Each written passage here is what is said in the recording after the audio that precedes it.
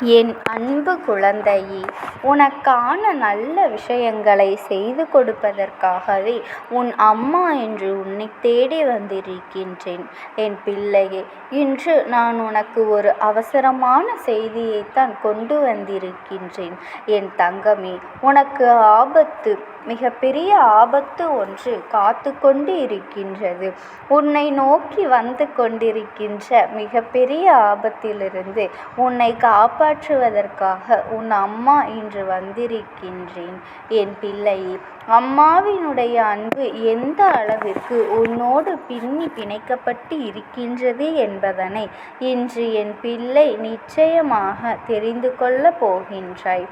இன்று உன்னுடைய வாழ்க்கையில் உன்னை சுற்றி வருகின்ற சில விஷயங்கள் எல்லாம் உனக்கு மிகப்பெரிய வேதனையை கொடுத்தது, சோதனைகளை அதிகமாக காண்பித்தது.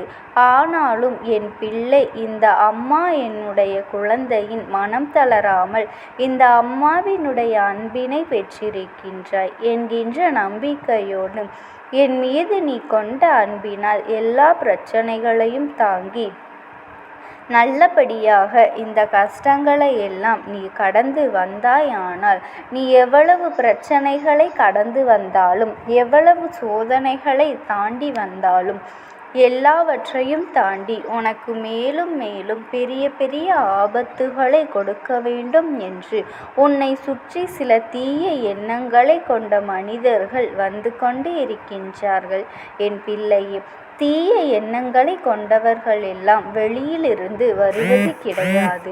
எல்லோரும் உனக்குள் மிகவும் நெருக்கத்தில்தான் இருந்து கொண்டு இருப்பார்கள். மிகவும் நெருக்கமான பழக்கத்தை உடையவர்கள்தான் அடுத்தவர்களுக்கு ஆபத்தை ஏற்படுத்த நினைப்பார்கள்.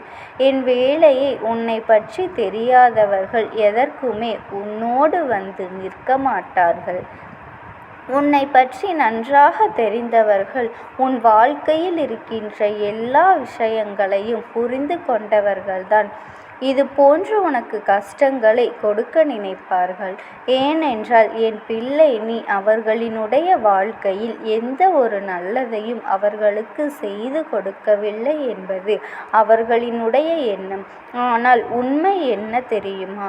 உண்மை என்னவென்றால், நீ அவர்களுக்கு அதிகமாக செய்து கொடுத்ததை அவர்கள் மறந்துவிட்டார்கள். எப்பொழுதுமே இந்த வாழ்க்கையை நீ சில பிரச்சனைகளை தாங்கிக் கொண்டு நின்று அடுத்ததை நோக்கி பயணிக்கும் பொழுது உனக்கு அதிலிருந்து மீண்டு வருவதற்கான வழிகள் கிடைக்காமல் நீ திணறுகின்ற பொழுதெல்லாம் இவர்களிடத்தில்தான் சென்று அறிவுரைகளை கேட்டுக்கொண்டு இருப்பாய்.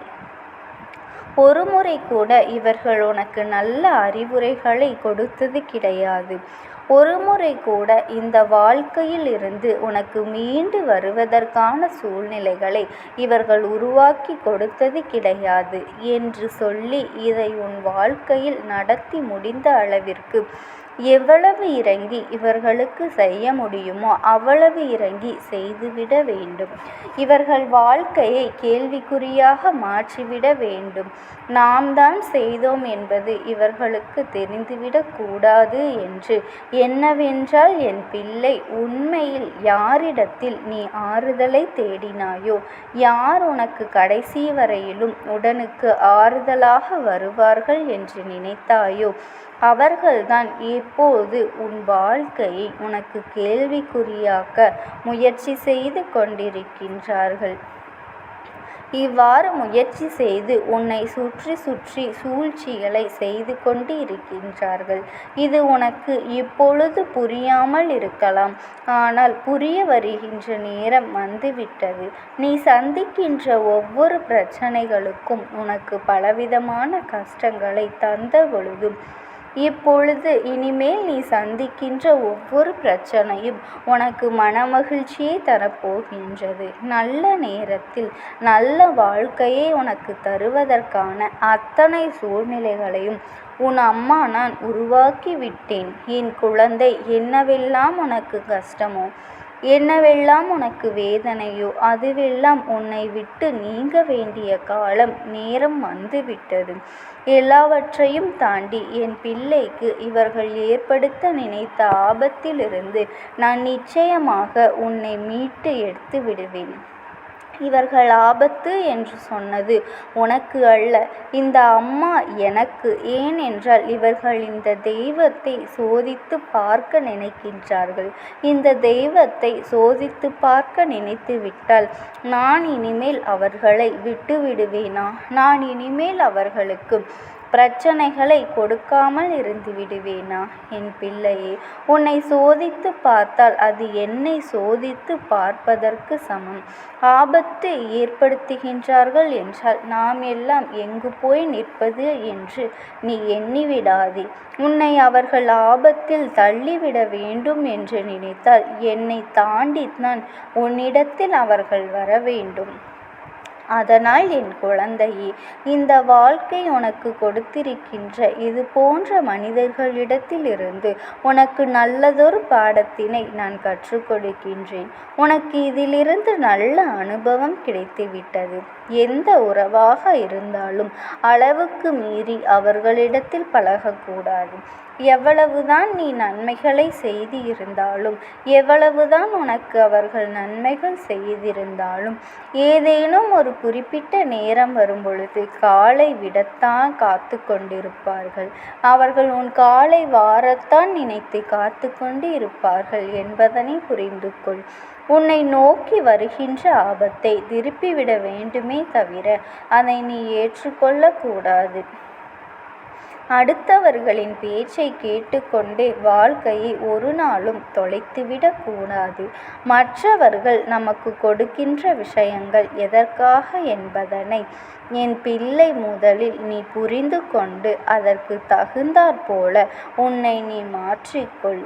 இந்த வாழ்க்கையில் எல்லா மனிதர்களும் போட்டிகளும் பொறாமைகளும் இருந்து கொண்டுதான் இருக்கின்றது. யாரும் இங்கு நல்லவர்கள் கிடையாது. எல்லோருக்கும் ஒரு முக்கியமான குணம் இருக்கின்றது. அந்த குணம் வெளியில் வரும் பொழுதுதான் அவர்கள் உண்மையான முகம் என்னவென்று உனக்கு தெரிய வரும். அவ்வளவு எளிதில் அவர்கள் சுலபமாக யாருக்கும் இதனை தெரிவிக்க மாட்டார்கள்.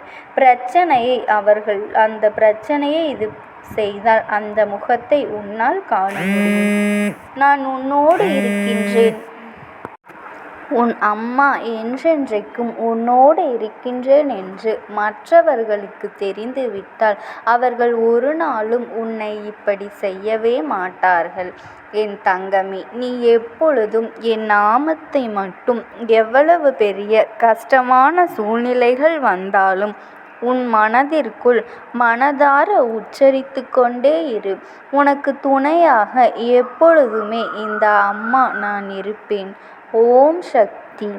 ஓம் ஆதிபரா சக்தி.